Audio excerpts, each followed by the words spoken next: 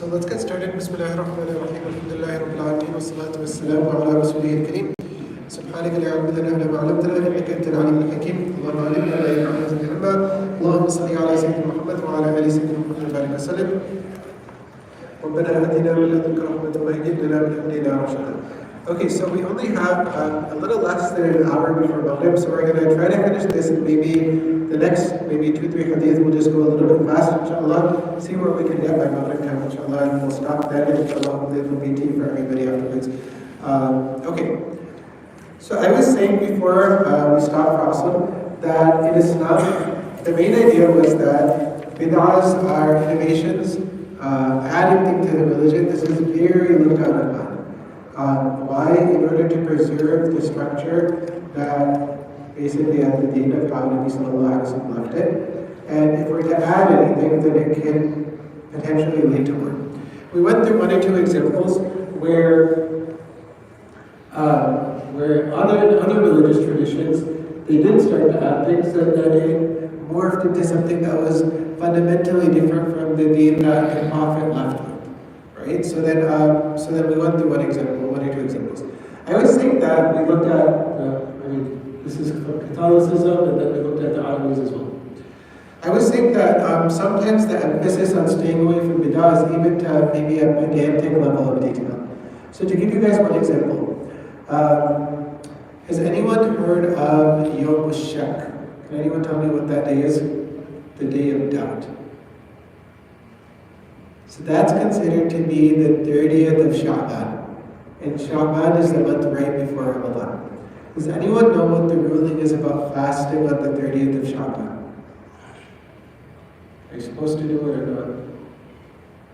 Isn't it like if you've been fasting like those days, then like prior, then you go ahead and do that day? But if you're just doing exclusively that one day, yeah, okay, so that's basically it. So if a person, they're just fasting, so 30th of Sha'ban, keep in mind that's the day right before Ramadan, the next day will be Ramadan first. The general idea is that it's prohibited to fast on that day, and we're not allowed to fast on that day. The only exception, the 1 or 2 exceptions that exist is somebody who, let's say, always happens to fast on Mondays. It just so happens that that's a Monday. Let's say Ramadan is starting on a Tuesday. And then they don't want to break their habit of every single Monday always fast, and then that person is allowed to. But why is it that there's such a strong discouragement from fasting on the day before Ramadan starts? Yom Shak, the 30th of Sha'ban. Isn't fasting a good thing? Why not just do it? Because it's a good thing. So, what do you think the reason is? Yeah. I think because the innovation can very easily be made where it's like 31 fast or... There you go. Yeah. Right, so it's in order to preserve that structure of the religion. So this act of ibadah that we do is fasting in Ramadan, that's 30 days, or it could be 29 days as well. But if you add on 1 day to it and you open that door, then what can happen?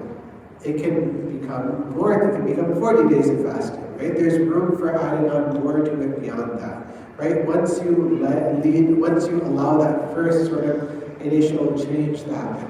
So although fasting is inherently not a bad thing, but Islam has a very strict restriction on changing anything, even in the slightest.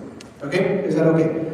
Now, so we talked about the motivation for why bid'ahs are bad. The main idea is because finality of Prophet. There's no Prophet to come after Prophet Muhammad Sallallahu Alaihi Wasallam. So we want to make sure things are preserved as they are. No one is going to come and improve. No one is going to come and restore things back to the original. No other prophet. And of course, ulama can do this. Mujaddideen, revivers of faith, they can do this, but there's no prophet to come. Okay, anyway. So with that stated, so general definitions here, what is a bid'ah? Oh, by the way, okay, maybe I should have mentioned this at the beginning. The hadith states, the hadith that we read, مَنْ أَحْدَثَ فِي أَمْرِنَا هَذَا مَا لَيْسَ مِنْهُ فَهُوَ رَدٌّ. Whoever introduces something in this religion of ours, it's not part of it, it is rejected. Okay, whoever introduces something in this religion. So when we introduce something in religion, what's another term for that? Bid'ah, exactly. Okay, so I realized that we read the hadith and I just jumped into the discussion of bid'ah without saying that the hadith talks about bid'ah, but hopefully everyone already got that. Okay, anyway, with that stated, so the definition of bid'ah is this: at-tadayyun إذا لم يتدين به النبي صلى الله عليه وسلم ولا أصحابه. So taking as religion something that neither the Prophet nor the Sahaba adopted as religion. You do something religiously that neither the Prophet nor the Sahaba did. That's one definition. Another definition is الزيادة أو النقصان في الدين بغير إذن الشارع. So adding or subtracting something from the religion without the permission of the lawgiver, in other words, without the permission of Allah Ta'ala. So adding or subtracting or taking as religion something that neither the Prophet nor his companions took as religion. Okay, is that okay with everybody? Good. Moving on. This is the hadith that we're talking about. We'll come back to this later. Okay. So broadly speaking, this is sort of a framework for how we can look at bid'ahs. Number one, we'll first divide actions into religious things and non-religious things. So religious things in Arabic, the term for that is diniyat, things that are related to deen, and non-religious things, non-diniyat. Okay? So if somebody says that we're not allowed to do any bid'ahs, we're not allowed, and somebody says, well, you drive a car, the Prophet ﷺ didn't drive a car, so why are you doing that? Or you eat biryani, the Prophet ﷺ never ate biryani, so why are you doing that? So is this relevant to our discussion? No, because is eating biryani a religious thing? I mean, I hope that people understand that it's not. I've seen in some college campuses, they have an event during Islamic Awareness Week called Taste of Islam.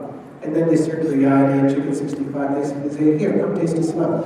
So it's not a religious thing, right? So that just to be very clear on that.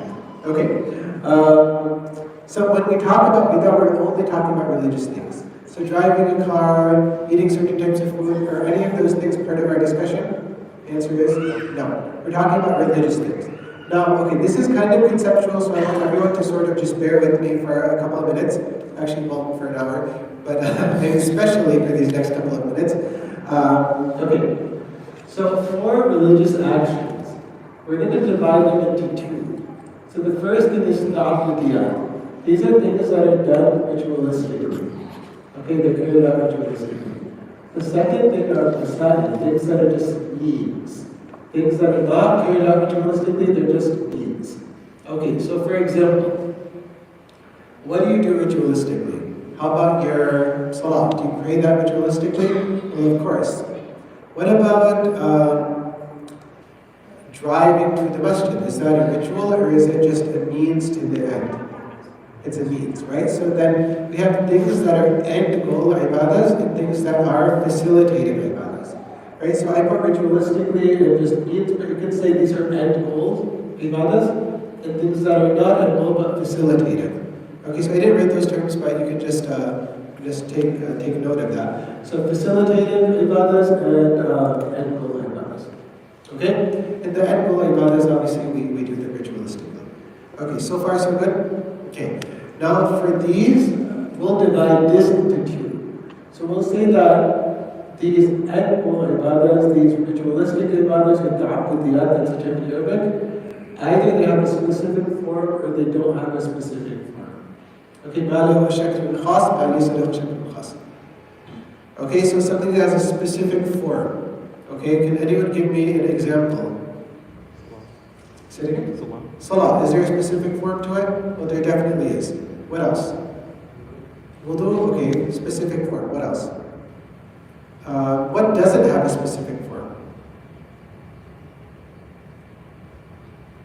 Anyone? You get the what do you say? Like nafil dhikr. Okay, just do dhikr. Is there a particular form that's prescribed for that? No, there's not really any form that's prescribed for that. Okay? So far, just to make sure that we're all on the same page, we're talking about acts of worship, or actions in general, either religious or non-religious. We put the non-religious ones to the side, not talking about that. But our discussion of bid'ah only relates to religious things. Okay? From that, we said that they're end goal or ritualistic ibadat, and those either have a set form or don't have a set form. We said there's facilitated ibadas, in other words, things that are means to number one. They're not ritualistic. Okay, does everyone follow me? I said it's a bit conceptual, but is it okay? Have I lost anyone? No? Okay. Raise your hand if you're lost. Raise your hand if you're not lost. Okay. So no one is lost and about 60% of people are not lost. Okay, I'm not sure what to make of this. Hopefully everyone is okay. Let's see. Okay. So the idea is that these ritualistic ibadat or end-goal ibadat, whatever you want to call them, either have a form or they don't have a form. Okay, if they have a form, the Sharia instituted the act of worship along its particular form. 5 salahs, hajj, zakat, etc. And if they don't have a specific form, then there's, like dhikr, for example. And then these are just needs. Okay. So, regarding this, the ruling is this. If you, let's call this 1, let's call this 2. Okay? And then, if it has a specific form, that's 1A. Doesn't have a form, that's 1B. Is this too complicated for anyone? Hopefully it's okay. So the ruling is this. If you introduce something in 1A, regardless of the consideration, regardless of your intention, this will be a bid'ah, no discussion. No further discussion. It's a bid'ah, end of story. If you introduce something in 1B or in 2, it's automatically, by default, it's not a bid'ah unless you think it to be necessary. Okay? So again, if you introduce something in 1A, automatically it's a bid'ah, it's rejected. If you introduce something in 1B or 2, it's automatically not a bid'ah unless you think it to be necessary. We'll talk about that. Okay. So let's say that you say that, well, praying is really good. In about, half an hour or so, maybe a little bit more, we're going to pray Maghrib. And you say, well, we just prayed Asr, that's 3. After Maghrib, we'll pray Isha. We just prayed Asr, that's 4. Maghrib is 3. After Maghrib, there's Isha, that's 4. So why is Maghrib being shortchanged? Why is it getting the short end of the deal? Why don't we have to be very egalitarian, fair to every salah. We don't want to shortchange any salah, so let's just make Maghrib 4. We have to be fair. Okay, so can we do that? What's wrong with that? Yeah. It's like a ritual that's like has form. Exactly, good. That was the answer I was looking for. So it's a ritual that has a set form. So it's 1A. So if you introduce something within that, automatically it's rejected. You have a good intention. Well, you want to just pray more? Well, that's a good intention, but sorry, you can't change. Maghrib, Sharia gave a particular form to it. Okay? Is everyone okay with that? Yeah. One question on that. Yeah, sure. So I know, like, with the Malikis, they put the arms down. Yeah. So how does that factor into, like, arms crossed versus arms down into 1A? Yeah, very good. Just a good question. So, sorry, I forgot your name. Stephen. Stephen. Okay, so Brother Stephen is asking, what about certain schools like the Maliki school that pray with their arms down? So, within many of these things, there's a lot of, like, sort of, let's put it this way, outside of, like, sort of the outer kind of structure, within the internal, there's a lot of room for a difference of opinion.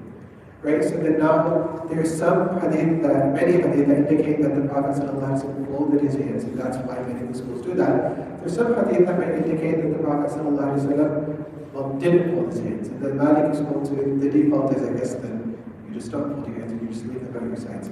So then now, that's not changing the sort of outer structure, that's just within the internal. There's a small sort of minutia that the Sharia allows for because there's hadith that sort of point to both. Yeah, but very good question, appreciate it. Okay, what was I saying now? Okay, so what about the adhan? You're giving the adhan, and then you say that, what's the last statement of the adhan, the final statement? Can anyone remind me what it is? La ilaha illallah. Say, oh no, we just said half of it. Let's just complete the statement. Because we want to let everybody, we believe that we want to let everybody else know that too. So why leave it halfway? Well, let me just complete it. So what's wrong with that? Is there a particular form that the Sharia has given? Yes. So then if we change it, then automatically that's a bid'ah. Okay? What about if the Sharia has not given a form?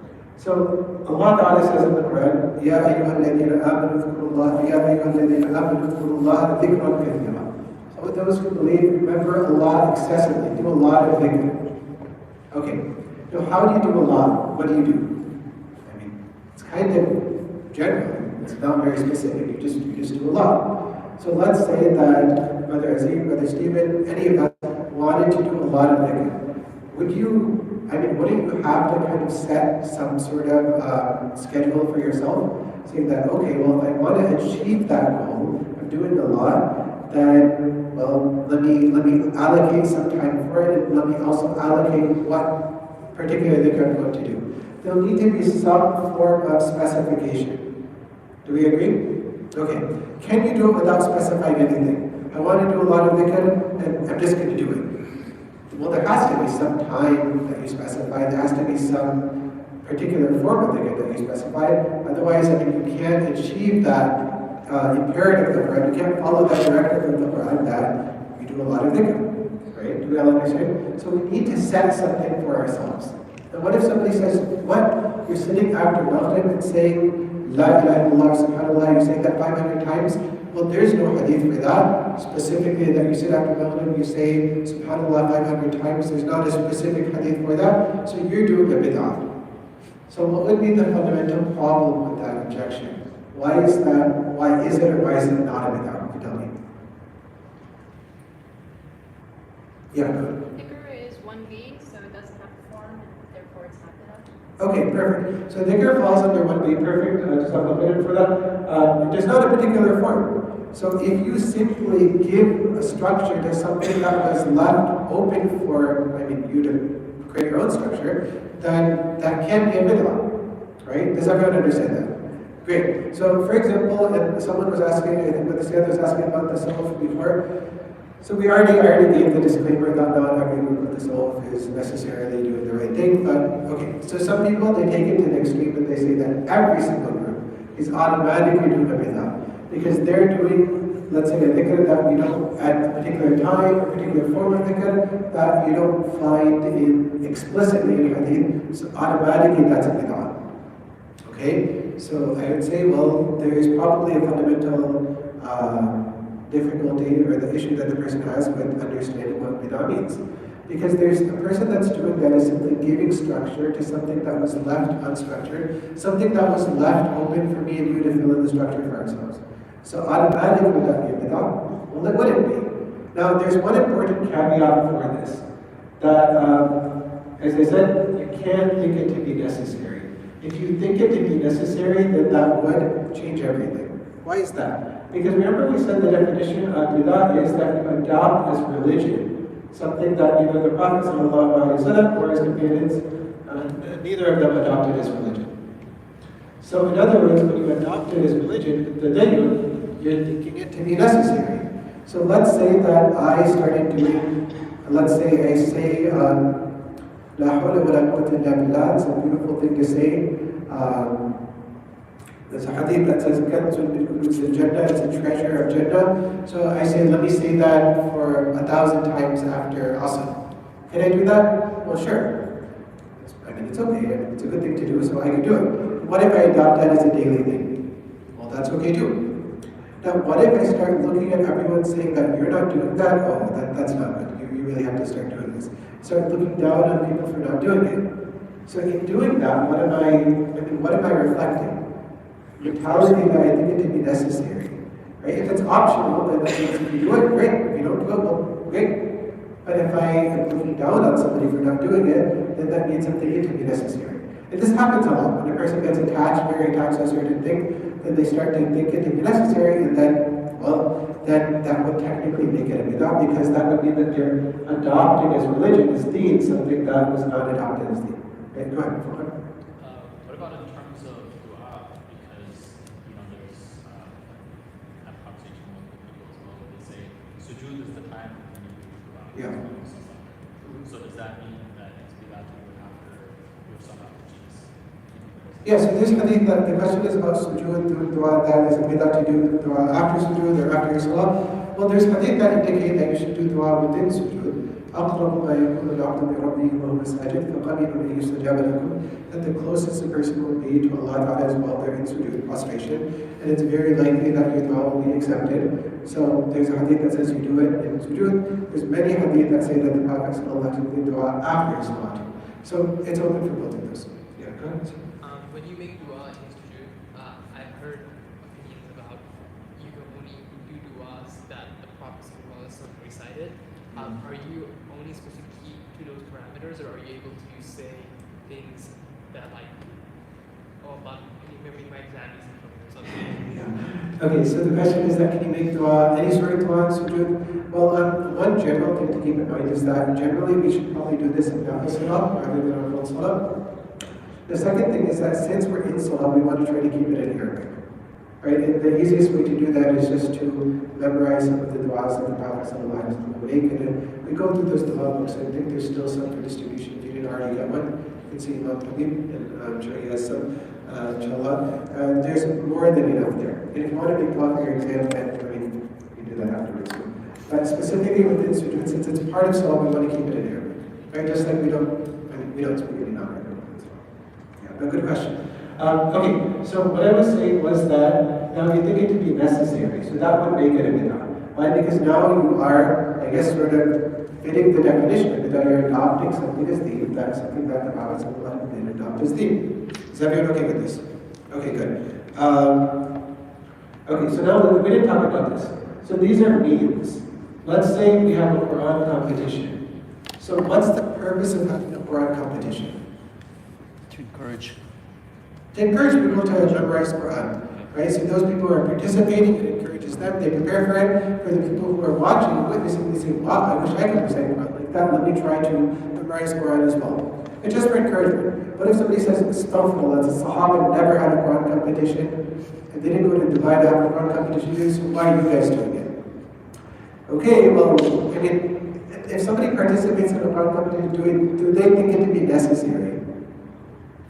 Does anyone think it to be necessary to fun to participate in the Quran competition? Well, no. If you participate, great. If you don't, well, that's okay too. But if somebody begins to think it to be necessary, then that would make it problematic. Just to add one or 2 points to this. I don't want to get into too much detail because we do have to get through this and learn as well in the next video or so. But, okay. What about spreading the deen? Let's say somebody goes in da'wah, somebody goes in tabligh. Is that a good thing? Well, it's a great thing. Why? Because they're spreading the deen. Now, if somebody says that, well, the Sahaba never exactly did it in this form, so that means what you're doing is a bid'ah. Well, again, that would be a misunderstanding of bid'ah. Why? Because now, what does a person do in tabligh? Well, they spend time in the masjid. That's a good thing. They praise Allah and Jama'ah. That's a good thing. They remind each other about the greatness of Allah. That's a good thing. They remind others about it too. They try to bring tahajjud. All of those are good things. Even though the Sahaba may not have done it in this particular package, there's nothing that's impermissible about what they're doing. All the individual components are good. Okay. Does everyone understand that? Now let's say that somebody believes it to be necessary to go. Okay, one time, it's while I was studying in South Africa, somebody had asked me, they said, we're going for tabligh this weekend, we're going to such and such location, why don't you join us? I said, well, I would love to, but I just have some studying to do, so I don't think I'll be able to come. They said, well, so-and-so is going, some other person. I said, well, that's great for him. And they said, well, he's not going to earn Jannah for you. I said, whoa, whoa, whoa. Okay, I definitely don't want to come with you now, because that means that you're engaging in a bid'ah. Because if you view that if you come with us, then you get Jannah. If you don't come with us, then you're not going to get into Jannah. Then that means how are they viewing it? Necessary, exactly. Right? So then, so 2 people might go. They might even be in the same group together. One person is doing all these great things, tahajjud, praying in Jama'ah, becoming closer to Allah, trying to give da'wah to others. All that is good stuff. Maybe that person will be rewarded extensively. Another person is doing the same stuff, but he thinks it to be necessary. The whole time that person is engaging in a bid'ah and potentially, maybe not getting reward for that.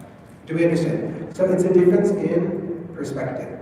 The outer form of what they're doing is exactly the same. But since one is adopting, so where does the view fall? Falls under Masala. Right? It falls under facilitative actions. Right? Does everyone understand this? Okay. Okay, another example of this. Somebody might say, this happens a lot in Chicago, that there's gatherings to remember the Prophet ﷺ, to read salawat on the Prophet ﷺ. That's great. Now, some people are very particular. So if you go, great. If you don't go, well, that's okay too. Some people are very particular about it. And then if you don't go, they say, they say that you are somebody who insults the messenger, an enemy of the messenger. Okay, that's a big thing to say, isn't it? then what does that mean? Person is regarding that particular gathering to be necessary, right? So then it's a good thing to try and remind ourselves about the Messenger sallallahu alaihi wasallam, increase our love for him. But if you're regarding it to be necessary such that you are condemning people who don't go, well, I mean, then that means it's a bid'ah, right? That doesn't mean the action itself necessarily is wrong. That means the person's perspective is fundamentally flawed, right? Okay. Anyway, so does everyone understand this? The idea is that if it has a form, then don't change it. If it doesn't have a form, it's okay, you can do it, but just don't think it to be necessary. Okay, any questions on bid'ah before, I'll add a few more points, but any questions on this so far? But to that point, it doesn't make the event itself bid'ah, right? It makes the person's view or perspective of Okay, so yeah, it doesn't make the event bid'ah necessarily, it makes the person's view wrong. But just maybe two quick points to clarify on this. Let's say that pretty much everybody attending that particular event, they have that view of it being necessary. Then on a personal level, I wouldn't be comfortable participating. Although the event itself might be okay, but it's just that everyone that's there probably views it to be necessary, so I just wouldn't want on a personal level associate with that. That's the first consideration. Second consideration is that, sometimes something might include impermissible elements. So regardless of whether the people think it to be necessary or not, but they've introduced impermissible elements into it. So sometimes there might be a gathering to remember the Prophet ﷺ, but then they have, let's say, a live band. I've actually seen this before. Okay, so there's a band, there's drums, there's singers, and there's music going on. So regardless of, over there, I wouldn't even ask, do you think it to be necessary or not? I would just not go due to other reasons, which is that impermissible elements have been introduced within it, right? So that technically is not really an issue of bid'ah, but it's still something that we would discuss because oftentimes when there's this sort of thing, like a bid'ah, potential bid'ah type thing, then not usually, but let's say sometimes there might be some impermissible elements as well. Right? So that's something to look out for. Okay, anything else on this? Yeah.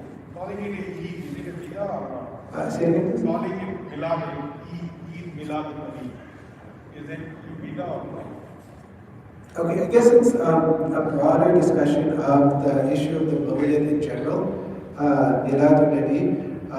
And then now whether you call it Eid or not, that's more of an issue of terminology that doesn't necessarily affect the gathering itself. Right, so somebody wants to call it that, then that's fine. I prefer not to call it that because the Hadith are very clear that Islam has prescribed 2 Eids for us. So although you might be celebrating something, but I just probably wouldn't call it Eid because Islam has kind of reserved that term for the 2 Eids. Now, the issue of the Mawlid in general, this is going to be like a long discussion, but let me just sum it up in like maybe 2 or 3 minutes. The idea is that inherently, what goes on in a Mawlid? Well, the main idea is to remember the Prophet ﷺ. So is that a good thing? Sure. Where would that fall? That would fall under this thing, facilitative actions. The Sahaba, for them, was kind of an organic process. But for us, since unfortunately the Prophet ﷺ is not in our midst, we don't have that, then if somebody is having a gathering to explicitly remember the Prophet ﷺ, well, okay, that's fine. But now the idea is that, number one, we have to just check maybe 3 things.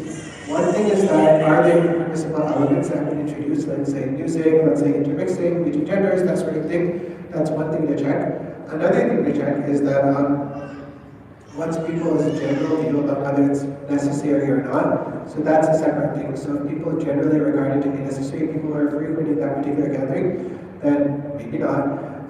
And then the third thing would be that are there any maybe, let's say, strange beliefs that people have introduced. One thing is practices, obviously like music and that sort of thing, another thing is beliefs. So some people might have those particular gatherings, and they have particular beliefs that, for example, the Prophet ﷺ, he actually comes and attends the gathering, right? So I've seen as well on some certain flyers that people are advertising to have a Mawlid gathering, a guest of honor, Prophet ﷺ, actually printed on the flyer. So then now, so then those would be problematic beliefs. So then those types of gatherings I probably want to avoid as well. But let's say that it's not within the scope of any of those things. Then what happens in a Mawlid? Well, people remember the Prophet ﷺ, they speak about him, they speak about his seerah, maybe they recite Quran, maybe they sing some nasheeds in praise of him. Well, all of those things technically are fine by themselves, right? So that's sort of the main idea.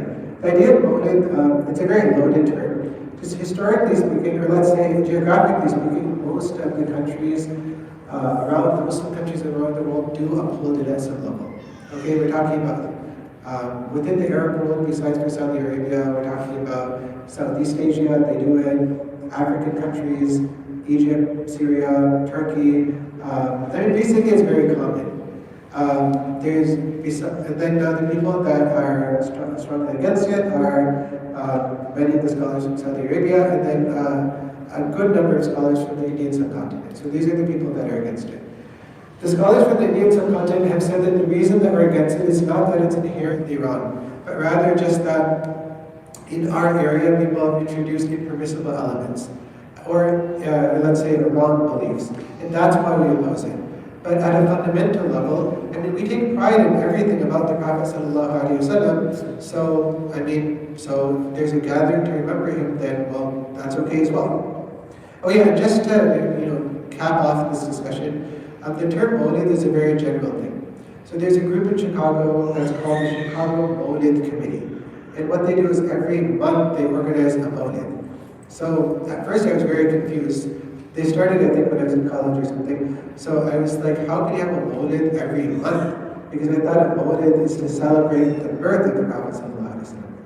In fact, in some places, there's a madrasa in Yemen in Kareem, it's called Darul Mustafa, it's in the valley of Hadramaut. They have a Mawlid every week. Every Thursday night is a Mawlid. So that didn't make any sense to me either. How can you have a Mawlid on a weekly basis? Because the birthday is something that happens once a year. But in many cultures, the term Mawlid just means any gathering that remembers the Prophet ﷺ. Right? Some people have taken it to be a specific thing, meaning specifically on the anniversary of the birth of the Prophet ﷺ, but oftentimes throughout the Muslim world it's used much more generally than that. Right? So then, as I said, the individual components, I mean, going by this, there's not anything wrong in it. However, if people have either beliefs of necessity or impermissible elements or wrong beliefs, then it becomes problematic. Right? Okay, so that's the gist of it. Okay, so these are some considerations. Now, okay, so let me just briefly discuss this, and then, briefly discuss a few more things, and we'll try to move on to the next thing before the next thing. Okay, so what about things that the Prophet ﷺ left out? So there are things that the Prophet ﷺ commanded, they're called ma'murat. Things that he prohibited, those are called manhiyat, and things that the Prophet ﷺ left out, he didn't do. So I grew up in a community that basically the slogan of the community was that, I still live there, that if the Prophet ﷺ didn't do it, then you don't do it. So this is what people would always say. So this is kind of what I grew up hearing. Then at some point I began to think about it, that wait a minute, to what extent is this actually true? Do we apply this or not? So just because the Prophet ﷺ didn't do it doesn't necessarily mean that it's not permissible for us to do. Because we say what the sort of sources of our religion are Quran and Hadith, right? Ijma and Qiyas as well, but primarily Quran and Hadith. What does Hadith consist of? Hadith consists of things that the Prophet ﷺ did or said to do, commanded or prohibited. What about things that he left out? Is that part of the sources of our Sharia? You have Quran, Hadith, Ijma, Qiyas, of course, and things that the Prophet ﷺ left out. Well, no, that's not part of it. So just because the Prophet ﷺ left something out, does that necessarily mean that it's impermissible for us to do? So if I decided that after Asr every day I'm going to say La hawla wa la quwwata illa billah 1,000 times, okay? Did the Prophet ﷺ generally encourage La hawla wa la quwwata illa billah? Well, yeah, he did. But is there any hadith that says say it 1,000 times after Asr? Not as far as I'm aware. Does that mean it's impermissible to do? Well, no, not necessarily. Okay, is everyone okay with this so far? There are four sources of legislation. So the general principle that people may have or understand is that the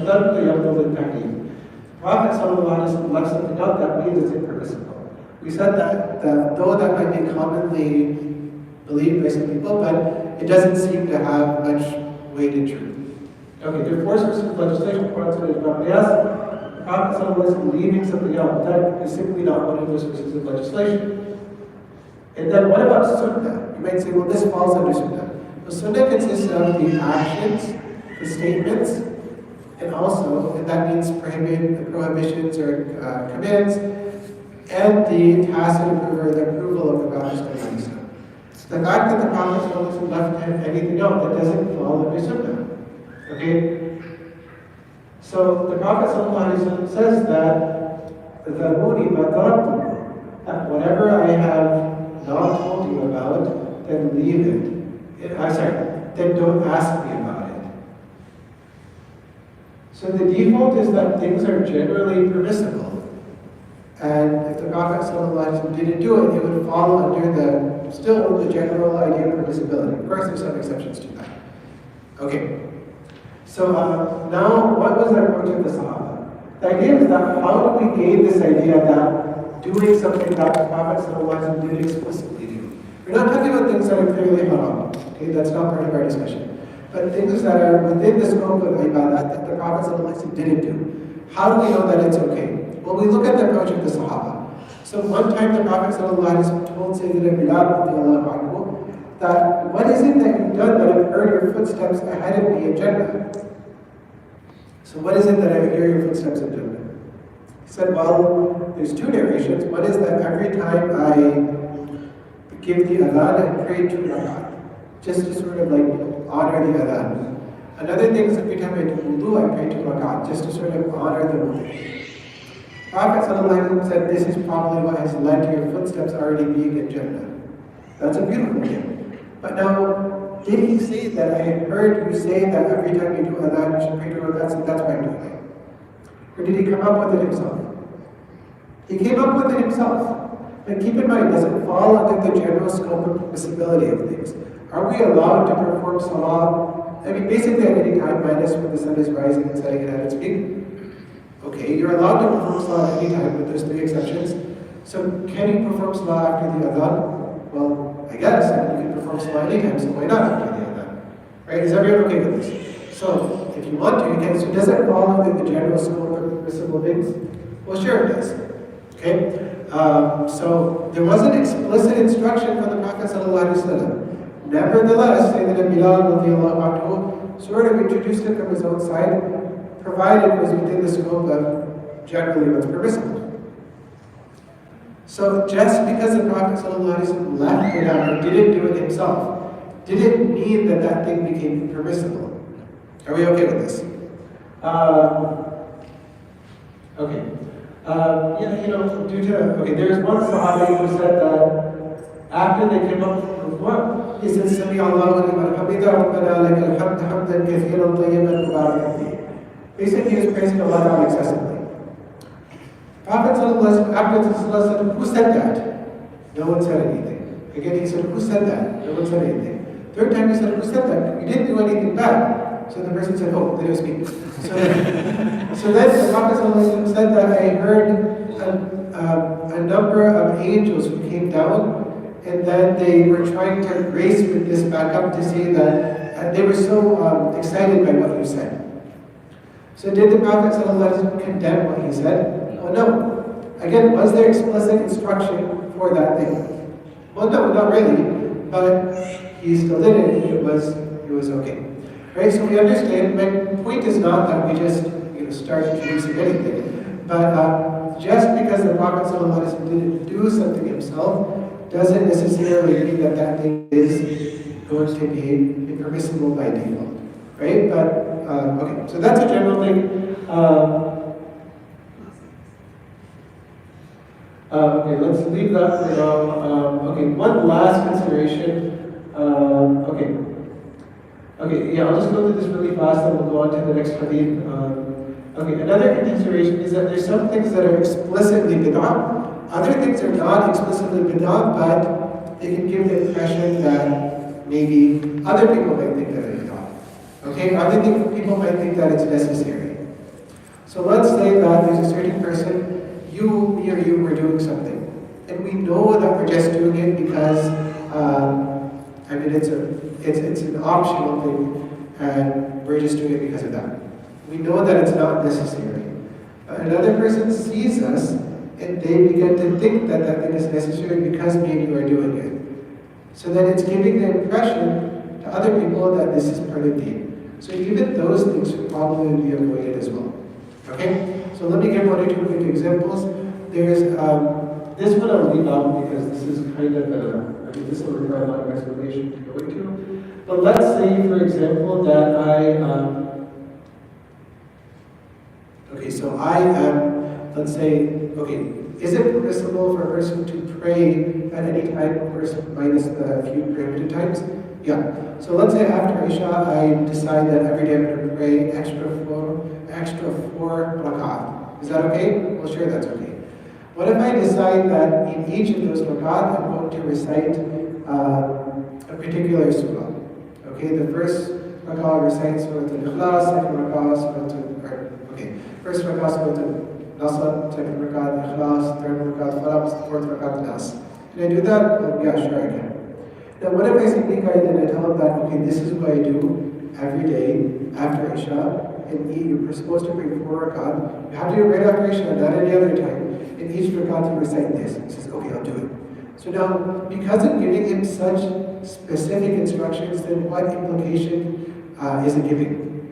That's what it's meant. That's mandatory, or at least this is part of the sunnah or something like that. And so is it permissible for me to do that? Well, yeah, it is. I can pray any salah and I can read anything I want in it. But if I am doing this and maybe imparting it to others and telling them the very specific instructions, then what might they think? That this is somehow part of our deen in this particular form. So in doing that, I might give off, even though I recognize on a personal level that it's not.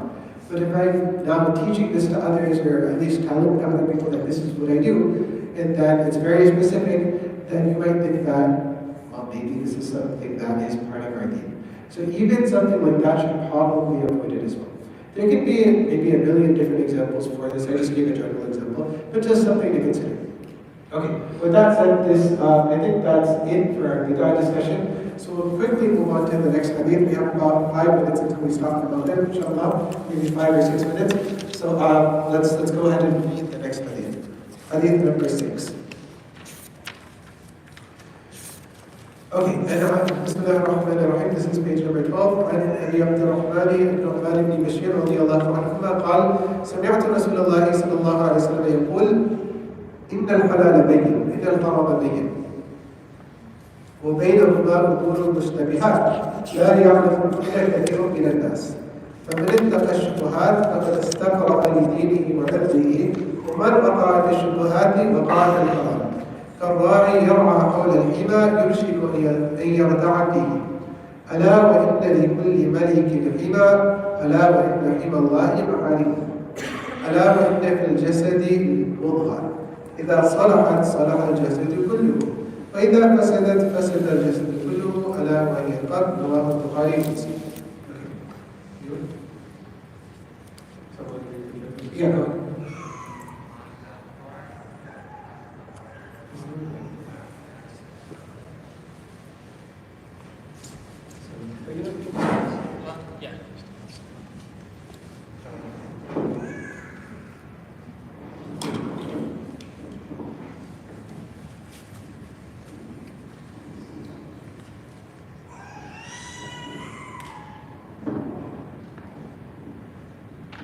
On the authority of Abdullah al-Na'man al-Shaykh radiallahu anhu said, I heard the Messenger of Allah sallallahu alayhi wa sallam say, surely what is lawful is forbidden and what is unlawful is forbidden.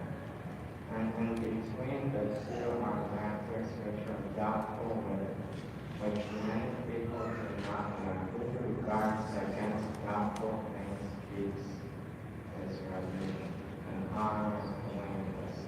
And he who indulges in doubtful things indulges in the practicing unlawful things, just as the shepherd who castrates his flocks around the preserve and will soon castrate them in. So where everything has its preserve and things God has declared unlawful are his preserves. The wherein the body bears a piece of flesh and it is snapped, the whole body is snapped. And if it is corrupt, the whole body is corrupt, and the whole head is cut off. Jazakallah khair. Okay. Just really quickly trying to wrap up before Maghrib. Okay. So this is the hadith. The hadith basically states that halal and haram are both clear. But between halal and haram, there are some things that are unclear. They're doubtful things. Most people don't know about these things. So if you want to keep your deen clear, you want to keep it clean, then you should stay away from the doubtful things as well. فَمَنِ اتَّقَى الشُّبُهَاتِ فَقَدِ اسْتَبْرَأَ لِدِينِهِ وَعِرْضِهِ. Then you've kept your deen and your honor clear. However, if you fall into the doubtful things, then you fall eventually into haram. Okay? Because doubtful things lead to haram. And then the Prophet ﷺ gave an example. You have a shepherd, and then the shepherd has a flock of sheep. Okay? And let's say there's a certain boundary. This is your field, after that is your neighbor's field. Your neighbor doesn't like anyone going into his field. And then you allow your sheep to get very close to the border, very close to the fence. Let's assume that there's not a fence. Okay, very close to the border. So if you keep on allowing your sheep to get very close to the border, then what might happen? Well, eventually they'll probably cross the border, and then your neighbor will be upset because he doesn't want anyone on his property. And then the hadith says that every king has a certain boundary. Okay, and the boundaries of Allah are the things that Allah has prohibited. And then after that, the Prophet ﷺ spoke about the heart. The heart is sound and the rest of the body will be sound. We'll speak about that inshallah shortly. Okay. So the first thing is this hadith is related by Nu'man ibn Bashir radiallahu anhu. Nu'man ibn Bashir was a child of Muslim Sahaba. And in fact, he was the first person to be born to the Muslims after Hijrah. Okay? So after Hijrah, the very first child to be born was Nu'man ibn Bashir. He was born to the Ansari. He was an Ansari. And then it's commonly said that the first child to be born to the Muslims after Hijrah was Abdullah bin Zubayr, the grandson of Abu Bakr. He was the first child to be born to the Muhajirin, the people that had come from Makkah. But the first child to be born overall was Nu'man ibn Bashir. The reason that this is significant is that for some time after the Muslims moved to Medina, then no one was born, no child was born. And then some of the non-Muslims began saying that we sort of cast a hex on the Muslims that prevent them from having any children. So people are getting married, then Nu'man ibn Bashir, and then Abdullah bin Zubayr were born. Okay, anyway, so regarding this, the main idea over here is that we need to stay away from doubtful things. So what are doubtful things? Doubtful things can either be things that lead to haram, or things that are not quite lead to haram. They could be things that we're just not sure about. There's a lot of difference of opinion over, but precaution would dictate that we stay away from them. Okay, so we said either things that lead to haram, number one. I think things that are essentially, okay, so lead to haram. Or they can be things that are makruh, so things that are disliked. Okay, not quite haram, but then they're not liked either. And then things that they're simply doubtful whether they're permissible or not due to the circumstances. Okay? So either that means that there's a lot of difference of opinion over it, or simply that we're just not quite sure of that thing. Okay, so then you hear that there's a certain ingredient in, I don't know, a particular product. Let's say glycerin, for example. And then it might be animal sourced, it might be vegetable sourced. You're not really so sure about it. So then it could go both ways. So then it's something that is doubtful. So this isn't really a matter of difference of opinion, it's just a matter of not really knowing. Right? So then for something like that, it's better that would fall under a doubtful thing, it's better to say it. Yeah. Would one example of this be like, let's say in America, kebab outside meat,